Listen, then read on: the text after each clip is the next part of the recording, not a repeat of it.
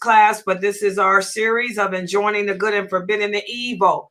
The last time we met for this class, we spoke about how in order to go about enjoining the good and forbidding the evil, we have to first make sure that our love and our hate is in sync with what Allah loves and hate. What does that mean? We have to love what Allah loves. And what does Allah love? He loves everything that he made lawful.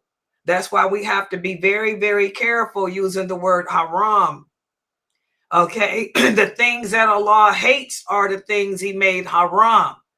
If you're going to be enjoining the good, but it's based on what you like, what you like, and not what Allah likes, then you're not in a position to say or do anything. So let's take a look at those hadiths. Let me put the hadiths up on the screen for that.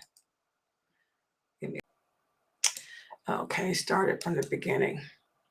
So when it comes to enjoining the good and forbidding the evil, what a person loves and hates must be in accordance with the order of Allah and his prophet. In other words, unless Allah hated it or the prophet sallallahu alaihi wasallam hated it, then you're not in a position to enjoin anything, because all you're going to do is cause harm.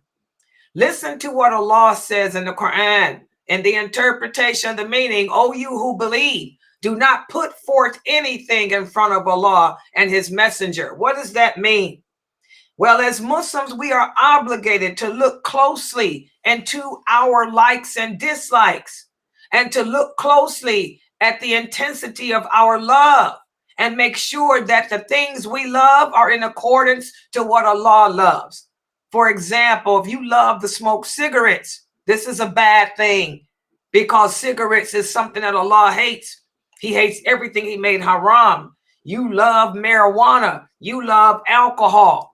You have to change that, because anyone who loves or hates before Allah and his messenger have ordered them to do so has entered into the area of putting something in front of Allah. And this is what shirk is. Your love for cigarettes is greater than your love for Allah. That's why you can't stop smoking. Your love for marijuana is greater than your love for Allah. Your love for sex is greater than your love for Allah. So again, simple loves and hates are inclinations or desires of the soul. But the inclinations that are forbidden to us are the ones that go against the commands of Allah. This is why Allah told the Prophet sallallahu alaihi wasallam, do not follow your desires and inclinations, because they will lead you astray from the path of Allah. And for those who go astray from the path of Allah, there awaits them a terrible punishment. So as Muslims, this is a struggle for us. This is a jihad for us to make sure that our likes and dislikes are in sync with Allah. Because you don't like divorce, you can't go around telling people that it's haram to get divorced, or even tell them that divorce is bad, because it's not bad. Divorce is good. As Allah says, perhaps you hate something that Allah brings good about. Allah knew exactly what he was doing. Allah knows his creation. He knows that some of us are oppressive against others. Why would I stay in a marriage with a deadbeat loser? Divorce is good and clean. So you divorce. You don't sit there and stay in a bad, unhappy, oppressive relationship. So we have to train. That's just an example. We have to train our likes and dislikes to be in sync with what Allah likes and with what he dislikes. And again, and this is something we need to ponder, because tomorrow will begin the first 10 days of Dhul Hijjah. And as Sheikh Saud said, Dhul Hijjah, the first 10 days, you want to do good deeds. As many good deeds as you can. You don't have to fast, like some people are going around saying. But you should do as many good deeds as you can. And fasting is not the only good deed. Helping your mother, like he said, helping your parents, checking on your neighbors, being kind to people, smiling at your friends. These are all good deeds. So let's talk about good deeds.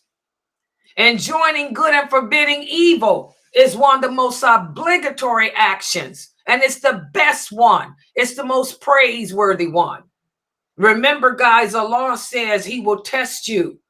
He will test to see which of us are best in actions. So, if you want to, be nice and encourage your brother, encourage your sister, to pray, to help their mother around the house with the dishes, that's a good deed. If you want to try to cook a nice dinner to make your husband happy, that's a good deed.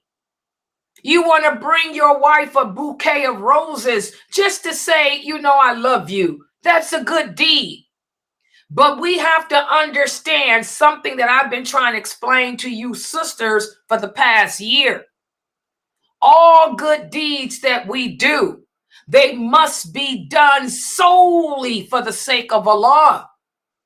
If you're doing a good deed to please somebody else, then Allah doesn't accept it. The example, Allah commands the Muslim woman to obey her husband and what Allah commanded her to obey him in. Let's do the whole sentence. Allah didn't say obey your husband. No. He didn't say, oh, please your husband, your whole purpose. No, this is shirk. No. Let's do the whole sentence, brothers. Stop leaving out the important part. Obey your husbands and what Allah commanded you to obey them in. So please your husbands, in the where he needs to be pleased, where Allah commanded you to please him. That's good deeds for these 10 days. You might want to go out and get your hair done and just have a date night. We're going to have a date night. We're going to take the kids, over to their cousin's house, their aunt's house for the weekend. And me and my hubby, we're just going to have date night. That's a good deed. That's a good deed. Look at the reward you get for that.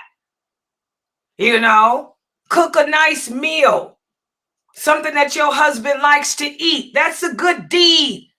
See, these are the things Allah commanded us to obey our husband in, to guard in his absence, what he would have us guard, to satisfy him where we're supposed to satisfy him at. Okay? All that other stuff, covering your face, that ain't about that. Nope. A woman ain't got to cover her face and be no ugly cyclops or no depraved soul. Nowhere does Allah say obey your husband in something that I didn't command you to obey him in. And for you sisters that say y'all doing it to please him, I want y'all to ponder this reality. The Prophet Sallallahu Alaihi Wasallam said that Allah says, I am the partner least in need of any other. Whenever someone does an action partly for me and partly for an imagined partner, I am free of that action. And it is wholly for that person who you associated with me. There's your dalil. So you don't cover your face to please your husband. Because if you did it to please your husband, what did Allah say? He ain't in need of it. You worshiping your husband. Your husband is your God. You're putting yourself through oppression because your husband is your Lord. That's why we have a high divorce rate. Oh yeah, cause and effect. You women better get it together. Stop letting these men half teach this religion to you. You only obey him in what Allah commanded. And any good deeds you do, they're done for Allah only. That's Tawheed. That's the basis of Islam. This is the religion that Allah sent to all the prophets. Sallallahu Alaihi Wasallam. So what are good deeds? Any good action, as long as it doesn't violate the laws of Allah, the commands of Allah, is a good deed. But it has to be done strictly for the sake of Allah. Also, good deeds are the actions of obedience. When you make your prayers, that's a good deed. When you do the voluntary prayers, it's a good deed too. Wearing your hijab is a good deed. Covering your body the way Allah commanded when you leave the house, that's a good deed. So the good deeds are the righteous actions which Allah has obligated us to. Okay? The good deeds are everything that's good and clean that Allah made lawful for us. The bad deeds are actions of disobedience. The bad deeds are to not fulfill your obligations. The bad deeds are oppression and transgression. You women need to stop getting it twisted. Hashtag don't get it twisted. Don't allow your husbands or anyone else to oppress you. Don't allow your husbands or anyone else to cause you to transgress your Lord. So, in order for Allah to accept your good deeds, you have to first of all do it for His sake alone. That's the intention. Secondly, whatever the action is, you have to do it the way Allah commanded us to do. For example, if I want to prepare a nice meal for my husband, this is a good deed. This is something that falls in the category of what Allah commanded me to do for my husband. So I'm doing it to please Allah because I know that Allah commanded me to guard in my husband's absence what He would have me to guard. And this is that, cooking for him, cleaning for him. So I'm doing it not for my husband. I'm doing it to please Allah because it's something Allah commands me to do. But now I have to do it the way Allah legislated. So I can't go out and decide, I know my husband told me that before he became Muslim, he liked chitterlings. So I'm going to go to the grocery store and buy a bucket of chitterlings. And I'm going to cook that. Chitterlings is pork. Allah doesn't accept a good deed. You know, it has to be done the way Allah legislated. You have to cook what's lawful. Cook it the way Allah legislated. I'm not going to serve the meat to my husband raw because Allah has forbidden us from eating raw meat. So I'm going to cook it. So that's the second condition. If you want Allah to accept your good deeds anytime, especially during these days of Dhul Hijjah, whatever you're doing, you do it with the intentions only of pleasing Allah. And secondly, you do it the way Allah legislated. Listen to what the Prophet ﷺ said. The most truthful names are Harit, which means he who tills the earth, and Hamam, which means one who ever sets objectives and seeks their fulfillment. These are two truthful names. You're going to work the earth and you're going to set objectives for yourself, you know, and seek fulfillment from Allah. Everyone is a tiller and a seeker of objectives. Everyone has actions and everyone has intentions. However, the only praiseworthy intention which Allah accepts and rewards are the ones done solely for Him. So again, you women saying that y'all cover your faces to please your husband, a'udhu billahi. Allah is not accepting that. First of all, it's not an obligation. Secondly, you ain't getting no reward for it. You're just subjecting yourself through oppression. Because Allah does not accept any deed unless it's done for Him. So the fact that you said you doing it because your husband asked you to and you pleasing him, Allah didn't accept it. Your husband is your God. See where you're going to get with that. See what's going to happen to you when you're in that grave. When Allah asks you, why did you worship your husband? Why did you take him as your Lord instead of me?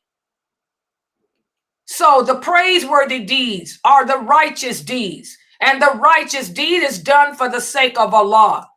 And this is why every time Umar, radiallahu anha, used to make supplication, he was always add in his supplication, "Oh Allah, make all of my deeds righteous and make them all purely for your sake.